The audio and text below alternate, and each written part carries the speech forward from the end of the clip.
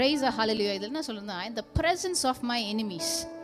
எனிமீஸ்னோடனே நம்மளுக்கு ஞாபகம் இல்லை, என்ன அவமானப்படுத்தினான் பார் அவன் தான்.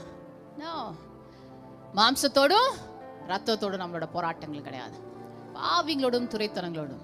See, that also counts. எப்படின்னா, மனுஷங்களை எதிரியாக பார்க்க மாட்டேன், அவங்களால நடத்தப்படுகிற பிசாசு தான் அவன் எதிரி. ஆனால் உன்னை வெட்கப்படுத்தினவங்க மத்தியில் உன் தலையை உயர்த்துவார். Hallelujah. Yes, that is the true thing. உன்னை வெட்கப்படுத்துற விட தேவன் அவர் அல்ல.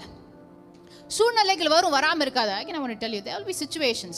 ஆனால் அந்த சூழ்நிலை என்ன பார்க்கணும்னா, மனுஷரை பார்த்து நீ உன் நோக்கத்தை விட்டுறக்கூடாது.